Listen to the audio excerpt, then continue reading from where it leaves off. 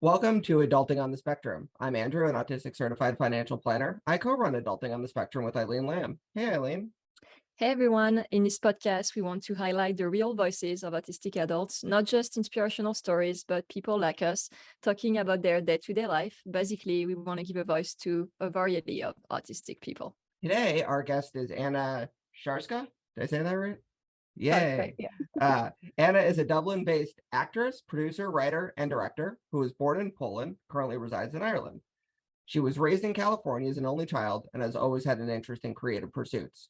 Anna has been involved in the industry throughout her life, starting with commercials and acting courses in Beverly Hills. Thank you for joining us today. You're welcome. Thank you for having me. Of course, we're excited to talk to you today. So before we start, we want to ask you how you like to identify when it comes to autism, like autistic person, person with autism, and also your preferred pronouns. I prefer autistic, and my pronouns are they. Thank you. Can you tell us about when you were diagnosed and what that experience was like? Yes. So I was diagnosed late, just a couple of years ago. So I think I was 35, 36 at the time, and it was quite a lengthy process.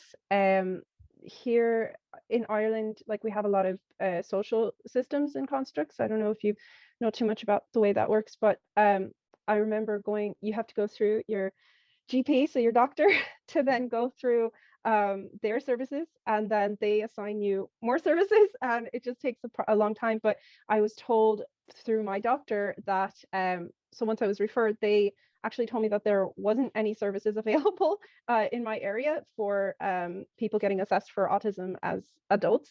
And so I asked if there was, a different area that I can maybe go to, say Dublin, as I'm actually in Maynooth. And they said no. So the only options for me were then private pay, which are quite expensive. So it took me quite a while to be able to find somebody that actually would assess me on a sliding scale fee. And that, again, took a long time as well, with all the paperwork and all the different things that we had to do. So it was a few years of a process before I got my official diagnosis like a couple of years ago. And at the time, I already knew that I was autistic due to my own research and the autistic community, and hearing their stories and all of, everything that I've essentially been able to find out. I kind of already knew, but I just wanted to have that confirmation, through a professional. And it was a whirlwind of an experience. It was all of the emotions at once. Even though I already knew, it was still just having that validation meant so much to me. And it really made me look back on my life and all of the times where I struggled, and all the times I didn't have any support or any way to explain to people why I was different or how I was different. And I felt that I was very upset that so many psychologists that I'd gone to had never once offered to assess me for autism, even though I was very obviously autistic. And I think if I would have had that support earlier on, I think my life would have been a lot happier and definitely a lot easier, both in school, in work, and also in personal connections. So it was really meaningful to me to finally have it and to give me that language to be able to explain to people why I'm different, how I'm different. It really meant a lot. When I hear your story, I feel like I'm telling my story. I'm from France, so Europe, that part of the world, right? And I feel like, I don't know if it's the same in Ireland, but they're even more behind than the United States when it comes to autism and diagnosis. Yeah. So growing up, it's really difficult for me. And I feel like if I had, grown up in the US, I would have been diagnosed as a child. But being in France, it was like, no way. Even nowadays, like a lot of autistic people are still slipping through the cracks. What's the process like in Ireland, like the actual diagnosis? Like, are you doing like one-on-one with a therapist, psychologist? Do they talk to your family? What is it like for adults? Yeah, so I think, just quickly to touch upon what you said, I was raised in the US and I was not diagnosed. So and I went to therapist after therapist for lots of things, and not one person even thought to assess me. So I don't think it would have been any faster. I think if you were male, it would be a lot easier, but True. but yes, the process is essentially what I kind of hear happens around the world. So I had a very lengthy sort of lots of forms, lots of questions about myself and everything that's happened in my life, as well as forms given to my parents, forms given to my friends, my closest, people that were closest to me. All of that was taken into consideration, as well as one-on-one meetings. So everything, all of that was taken into account before I was able to get my official diagnosis. What's it like in France? Well, I was diagnosed in the US, but it was Oh, basically the same thing. Just a lot of like filling out questionnaires, talking to my parents, my husband, like yeah, friends. Yeah, so same thing, because they need to know that it started in childhood, I guess. yes. That's why they need to talk to the family. But I've heard from people like also getting diagnosis after 1 hour of talking to a therapist online. And just like, Wow, yeah, I don't know if I'm okay with this way of doing diagnosis. Seems a bit fast, but yeah, it seems that very is very similar. fast. Yeah, Yeah, it was like, yeah, dozens of hours for me. I think like 15 total, because yeah. they did a lot of tests.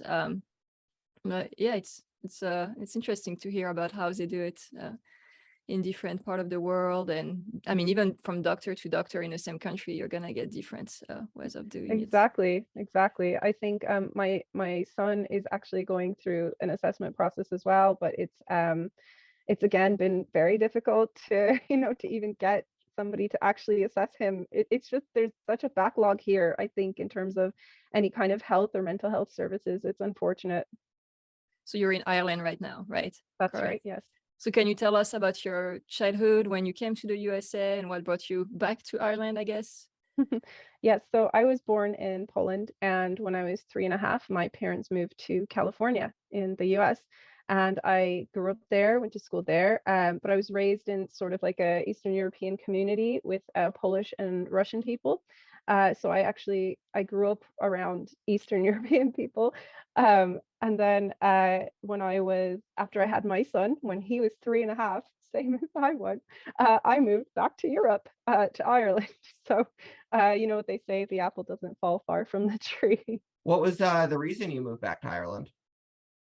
I would say it was life situations. At the time, there was a lot that happened that was rather difficult to manage over there in California, financially and career-wise. And it seemed like the best sort of choice to move over here back to Europe, where there is more social sort of plans in motion for people, healthcare and different things, college for my son. There's a lot of benefits to being here, as well as, living in a safer environment. My son can go outside and play, and I don't have to worry about him. Whereas in California, I wouldn't, if we were walking down the road, I'd have to be holding his hand. Like, I'd be so scared that somebody would just take him. So, and here I can leave toys in the yard and nobody steals them. In fact, sometimes they'll come and bring them if they see it in, a little bit down the way, they'll bring them back to me. Everybody's just so lovely, and I feel safe having my son here, and I wouldn't have been able to even afford an area in California that I would feel safe raising my child in. So I think a lot of it was very situational for me, and the people here, I had visited here before, and the people here are very welcoming, very helpful. It's very community oriented here in Ireland, and I really liked that. No, and it's true. It's not that, like, for anyone who's doesn't know California, it's not that it's all unsafe. It's, I think a lot of it's the high cost of living, especially like in the area, like well, pretty much most of California, right? Especially if you're getting near Beverly Hills, right? Just in general, it's a very expensive place to live. So Yeah.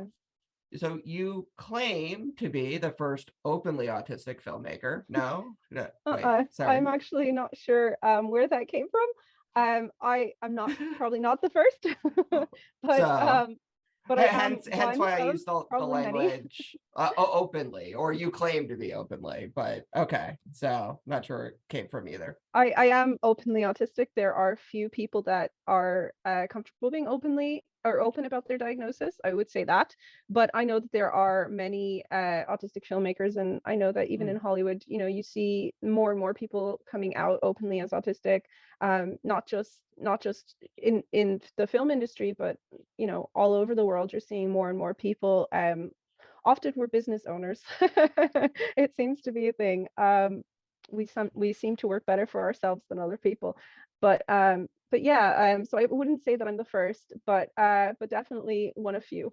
So have you always known you wanted to be a filmmaker? Autism is a lot with, special interests. Do you like watching movies? Or, I have someone who works for me was a film major, and I guess there's like a joke like at film school that like, well, she hasn't seen a lot of like some of the super famous movies, right? Because it's kind of different to, do something for a living versus, to enjoy it as well. So did you love film? What do you like to do and why do you like to do it is my question. So that's kind of an interesting one. When I was younger, so I did start out with acting, and I really loved it. I loved being on set and being with other creative people and being able to express myself openly and intensely in a way that doesn't scare people. So I really enjoyed that. But I found that the set culture in California at the time was really disrespectful, especially if you're not a male. And I found that the people that were also like my teammates, my partners, everyone there was so much more interested in looking better than me, rising above me than working with me. And that was kind of their, not just me in general, if you know what I mean. It's all about getting ahead, getting seen, look at me, instead of teamwork and collaboration, which is what I was more interested in. And at the time, that's why I took quite a break from acting and the film industry. I was very interested in writing. Writing is one of my biggest talents. It's one of my it's like breathing for me. I have to write all the time, whether it's poetry, stories, articles. I just love writing. So that was one of my biggest loves from early on. I also was very interested in I looked into environmental law. I looked into actually I was even considering police detective work. I was considering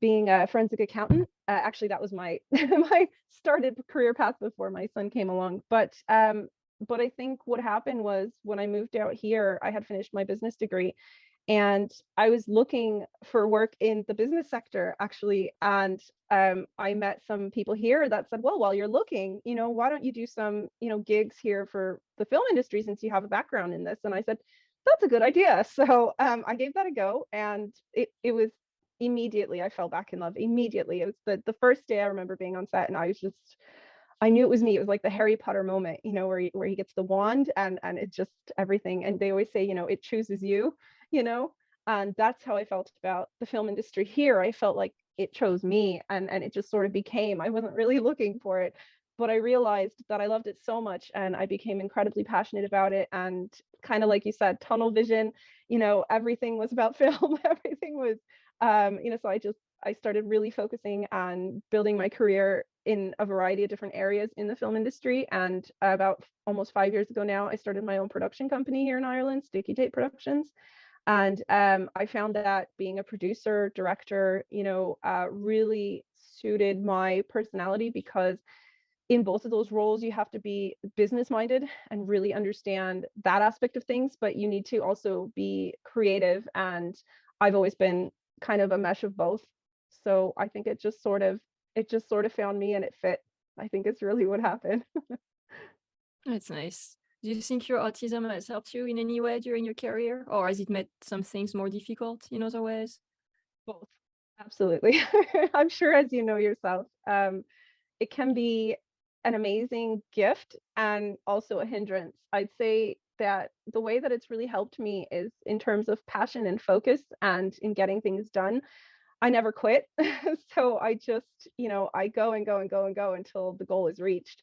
And having that kind of focus is hard to come by. But I think when it comes to the film industry, especially, you have to have it, because it is such a hard thing to do and to succeed in, that if you don't have that kind of, focus to really achieve that goal, no matter what, you're not going to. So I think that it's really helped me in that way. But for in terms of, and also creative thinking. So as an autistic person, I see things a bit differently. So I come up with solutions for things that are kind of outside the box that other people maybe didn't see or think of, because they, they have a different way of thinking. So I'd be, the first one to kind of come up with, well, hey, why don't we try it this way? Or, that, even though that might be a challenge, let's try this, but in the way that it's really been challenging for me, I'd say, is communication. One of my biggest things regarding my autism is that I need very direct and clear communication. And I found that sometimes, especially here in Ireland, it's been definitely a struggle. People here are not very direct. And I think in general, people are not as direct as I am, or as direct as I would like them to be. So I have to really, make sure that I'm understanding clearly what somebody is after and what they're looking for, or what their instruction is. And I found that can almost seem quarrelsome sometimes, because you're asking so many questions to really understand, because you're not getting the actual basics that, everyone else sort of seems to just work with. Even though they're not clear, they'll work with those kind of explanations, or instructions or whatever it is. But for me, I need it to be completely 100% clear from start to end, before I can really start or to really grasp something. And so I've found that a lot of times autistic people are seen as quarrelsome or argumentative because they ask so many questions, and because they clarify so much. It seems almost, it doesn't seem adaptable or flowing, or it seems a bit bold. But I don't feel like it is. And other autistic people that I've communicated with don't seem to have a problem with it. We communicate very well, as you probably know yourself. But when it comes to just neurotypical people, there's always going to be a problem with communication unless both sides are very good at being clear. That's sort of been my biggest hindrance, I'd say. Do you have an example of a time where that hurt you in your career, and what did you do about it? I sort of do. I have to leave out names. Okay, that's I'm not okay. allowed to speak about it, but I can say anyway that I was working on a film project, and it was I was working with another producer as a co-production, and they seem to have a very different idea of some things than I did, and that didn't come out until the end. But I had tried to clarify once I realized the misunderstandings were coming up, and it ended with with this person first didn't want to respond to me for days, then took me off of some of the things that we were managing together, took me off of post-production entirely. And then we were talking about consulting lawyers because of how broken apart the communication had become. And it was because I was trying to be very clear about what I thought was, said in the first place. And they seemed to kind of be going back on it. But they, I guess, weren't clear enough in the first place for, what they wanted. So everything that I understood was lined up here, here, and here. And that's what I expected at the end, this, and this. And when it came to the end, there were so many other things and so much problems. And I felt that if they would have just been a bit clearer in their communication, it would have been a lot easier. And if they would have understood my intentions, that I wasn't trying to be hostile, I was trying to understand exactly what was going on, and to make sure that I'm getting what was owed to me, if that makes sense, or what was said to me. So in these sorts of situations, it's really been a learning lesson to make sure that things are completely clear in your contracts, rather than find out later, because you have an email that said this or that. To really just clarify from the get-go on both sides exactly what's expected, exactly what is given, the deliverables, etc. At towards the end, the credits, everything. Because it really can burn bridges, if you're not 100% clear. And I think that's an important lesson really for everybody. Just be very, very clear in your communication when you're starting a partnership in the first place. Even for neurotypical, I mean, everybody, right? Communication is so important. And it's, what you said about people kind of get upset when you ask a lot of questions, or they think it's rude, but like, it's so much better to do that than to end up with a big miscommunication. And yeah your experience. Yeah. Really rough. And I do find too, if it can sometimes be helpful to, say like the reason that you're asking the question. And the reason doesn't have to be, you're autistic. So, it can, because that's might not be helpful to the person who doesn't even have a good understanding of what that means, even if they are autistic. So no, I think it's definitely helpful for, hey, I would like to just clarify this point in the contract because, here is my concern. And I always find that that's usually helpful because then both parties like, oh, they're not just trying to like screw me over. Like, here is their concern. Now we can address it. Like, if they kind of know why, you're asking, it can maybe bring things a little, closer together because the reason somebody might be asking for something, well, that might be different than the reason you're thinking they're asking, right? And maybe there's a different way to solve for it.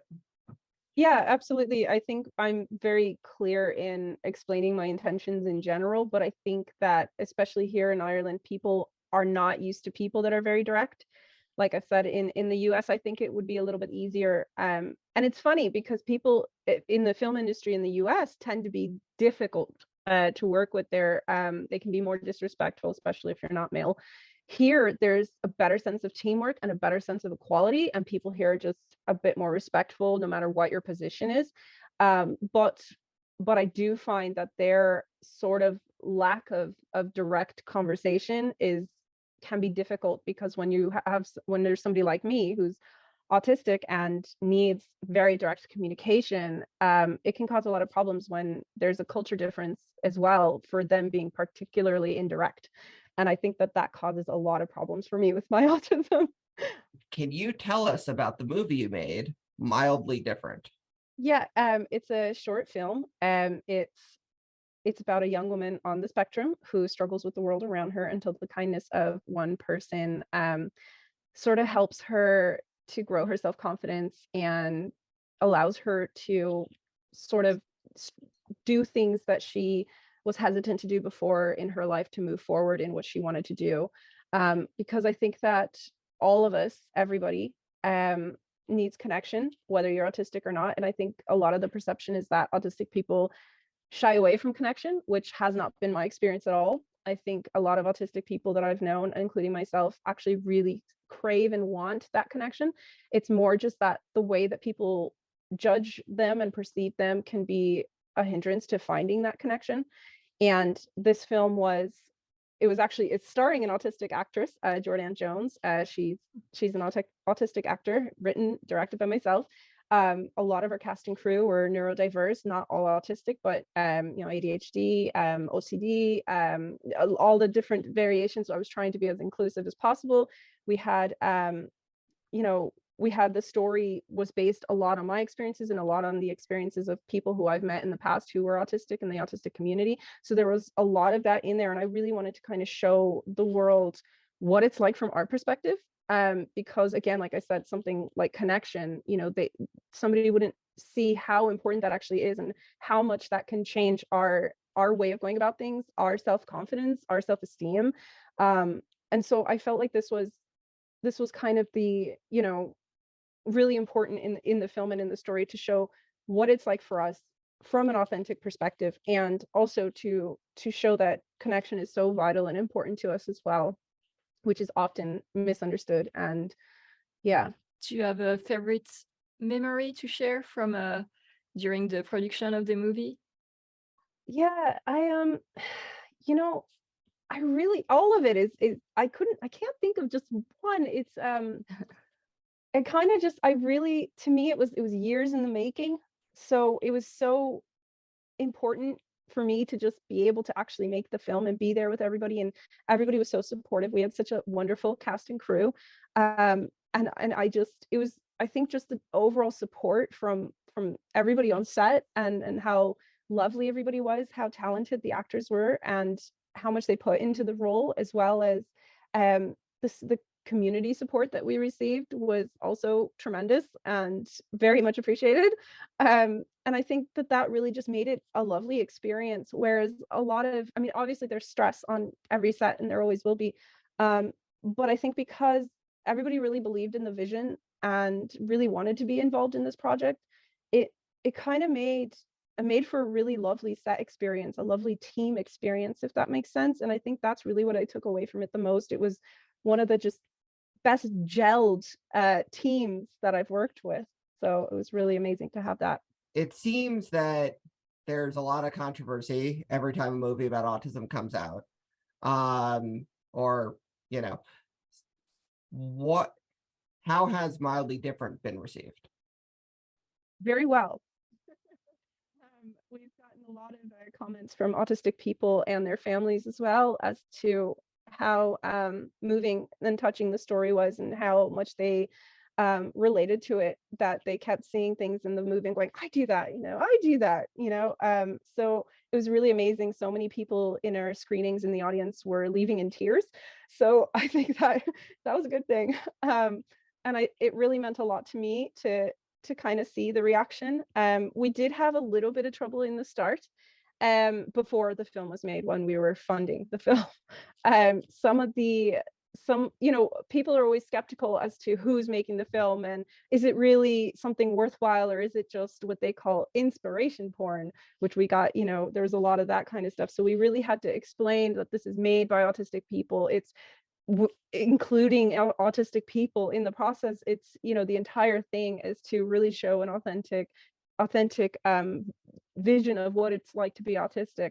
And so that took a little bit of smoothing over. Everybody's, like you said, very skeptical, but in the end we ended up with a tremendous amount of community support. In fact, we wouldn't have a film to make if it wasn't for that. I crowdfunded 35,000 euros. Plus we also had a grant from the Arts Council of Ireland, a disabilities work grant, managed by Arts and Disabilities Ireland. So if we didn't have that community support, 95% of our funders were actually strangers. And if we didn't have that community support, there would be no film. So I think that speaks a lot in how, the project was received, as well as what happened afterwards once people actually saw the film. There's just been a lot of positive support, and that's really wonderful. That's great to hear. And every time a movie about autism comes out, I mean, I feel like people are always gonna find something negative to say, but since you're autistic and the actors are autistic, it's kind of like you've got the two big things covered, because these are two big criticism that you hear about. And then it's too much stereotypes, or people can't identify. So where can we watch your movie? Well, I'll get to that in just one second. Do you remember the film release of Sia, the Sia music? Yes, and how badly that went down? That's right. I remember we were crowdfunding at that time, and when Sia had all of the backlash of that, I remember using that as like, I was like, well, if you don't like that, here's our film. So I remember posting on her, on the comments about Sia, and I was just like, well, here's an autistic made like film, support us. And so many people actually did. So it kind of, the fact that there was so much backlash of other people's films actually worked for me. Because I was like, well, we are, made by, about, and starring autistic people. So that actually helped me a lot in my campaign. It was lucky timing, I'd say. Good. But sorry, the question you just asked, where you can see the film. So currently we just went through a few festivals. We're waiting on the last bit to know whether we're going to be shown anywhere else or not. It's going to be a few more months before we have all of the responses in.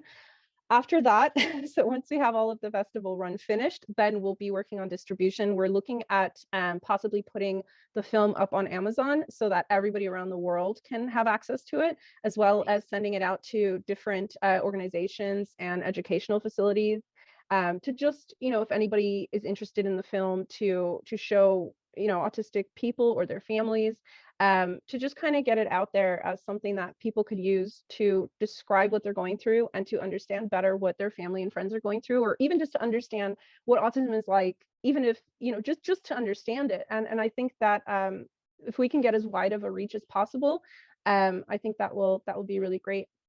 It would be, So you managed to achieve your dream, maybe not a childhood dream, but a dream. Do you have advice for autistic people who want to pursue a career in acting or filmmaking? Yeah, well, it's all kind of different. So depending on which area you want to pursue, but I will say that pertaining to autism specifically, it is a highly stressful position, no matter what you're doing, whether it's acting, producing, directing, anything in the film industry is very stressful. So I'd say you'd have to know yourself very well before before you venture into this kind of field. Know what you can handle, know what you can't, be very clear about that when you're working towards your goal. But also there are so many positions that if for instance you can't manage the stress of, for instance, directing or producing, which is extremely stressful, perhaps there's other roles like editing or composing, which do have their time limits, and it can be a bit stressful, but those are more quiet, kind of behind the scenes, and you're still being creative and you're still able to contribute to making something amazing. So I'd say really research all of the roles and what is expected of each role so that you know what to get into, because it would be very sad to see somebody spend years going to school for something and then get on set and go, I can't do this, this is just too stressful, and then they feel completely deflated. Whereas I'd say research all of the different roles, see what's needed for everyone, talk to somebody specifically about what it's like on set for that role or behind the scenes for that role or whatever it is, and just know yourself very well. And there's always going to be a place that you can find that's going to work for you, but you really need to do some digging, more so than most people would need to, just in case. No, that's great advice. Now, so other than your own, film, what are some of your favorite autistic representations, in the media? So whether, let's go with TV show, movie, and actor, actress, and why? That is a really good question. Very complicated question. Okay, Or you so could pick one. I tried to make it not open-ended on purpose, but okay. so you can pick any of them. So Yeah, that is a really good question. There's so many characters that come across as autistic but aren't actually, said to be autistic. But I think, I'm not even sure which to pick or what to say. There's so many different options. I know, for instance, like Anthony Hopkins is an autistic actor who I greatly admire, who recently just came out as autistic. And I guess I'll go with him because, you can always see how much he puts into each role and the emotion in each role and everything that he does. And he's such an inspiration and so successful because, you know, every film that he's in is absolutely wonderful, and it's because of how much he puts into his role. And I think that that's, even though I've been focusing more on producing, as somebody who's done so much acting in the past, it's just wonderful to see somebody who is autistic do so well. And that's when, you heard everything that happened with Sia about, oh well, maybe autistic people just aren't great actors. And it's like, well, here you have Anthony Hopkins, who's, winning awards and whose films have always been very successful, and such a wonderful person. So it's yeah, I think if I had to pick, maybe I'd pick him, just because he's done so much and has been so successful, very, very admirably so. So I'm going to ask you some quick fire questions. So basically, Okay. You tell me the first answer that comes to your mind. I know it's hard. Okay. Do you have a favorite quote? If so, what is it? Yes, I do. If you put your mind to it, you can accomplish anything. And that was in Back to the Future. That was when I was a little girl. I've had that one. I follow that one. I tell that to pretty much everyone. I think if you want something bad enough, you'll get it. It might take time. It might take a lot of work and a lot of patience, but if you really work on it and put your mind to it, you can get there. What's your favorite comedy movie? Okay, so Hard. I'm gonna say Princess Bride, but even though that's kind of a fantasy comedy, because I don't usually like comedy films, Princess Bride's a pretty good answer, although I'm sure Eileen hasn't seen it because she hasn't seen any movie so ever. good. You have to see it. It's brilliant. Eileen, you need to like, I mean, Star Absolutely. Wars, but no Princess Bride. Eileen, come on. What's your favorite alcohol drink or non-alcohol? I don't drink, but I do have a mocktail that I really like, and it's a mock amaretto sour. So, and there's a really great one at Picadero's, which is just down the street in the news from where I live. They do an amazing one. But yeah, I don't drink at all. So mocktails are my thing. Who's your favorite actor? Oh, we asked that. Gary. Oh, that was autistic actor. Oh, My no, you're favorite. right. Oops, my bad. Okay. No worries. Gary Oldman. Yeah, he's a brilliant character actor. He is in one of my all-time favorite films, actually two of my all-time favorite films, Fifth Element and Bram Stoker's Dracula.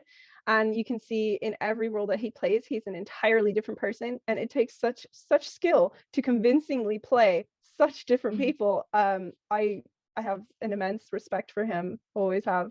What was your dream job as a child? I know you talked about being a police detective, and if you had to, what was it you wanted the most? I mean, I definitely think when I was very little, acting was kind of, but I didn't really know much about filmmaking or anything like that back then. I also really wanted to be a writer.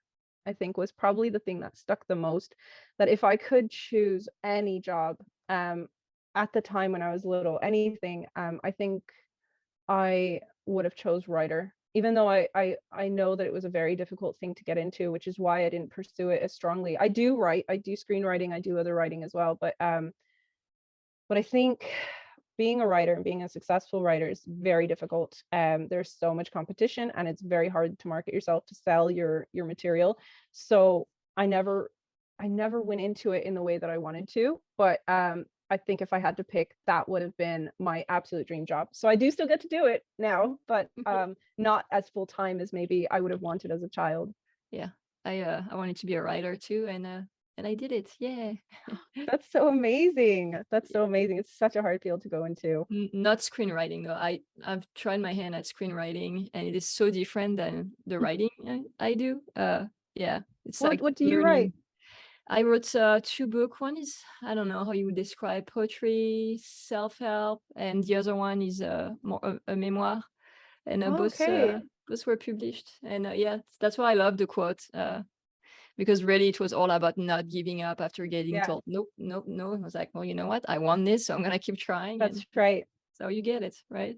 Exactly, you have to. And I find that especially for people who are not male, I keep saying this, but it's such a struggle for people who aren't male to be very successful in their careers, because they have to prove themselves so much more than people who are male, unfortunately. That's been my experience as well. It's like when you're a producer and you're a man and you say, I'm a producer, they say, what do you do? I'm a producer. And they're like, oh, great, that person's a producer. But if you're not a male and you say I'm a producer, they go, really? And like a real producer, and like what kind? I mean, small projects, right? Like what kind of projects have you really done?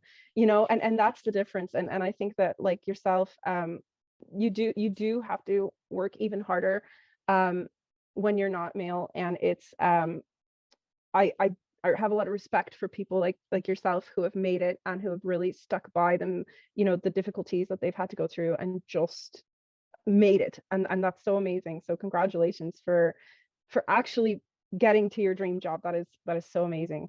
Thanks. I appreciate it. Do you want to tell people where they can find you if you're online, or anything about your movie, like self-promotion? Go for it. Sure, yeah. So for my company, you can find me at www.stickytapefilms.com. That's where most of the work will be. For Facebook, we have, for Mildly Different, we have facebook.com/mildlydifferentfilm. On Twitter, I'm A Czarska, CZARSKA. Yeah, we also have Instagram, just look up Sticky Tape Productions, and so you can I'm kind of on all the socials. Well, thank you so much for joining us today and chatting with us. It's great to hear about your movie and your experience. Thank you for having me, and it was lovely to meet you both. Yeah, thank you for coming.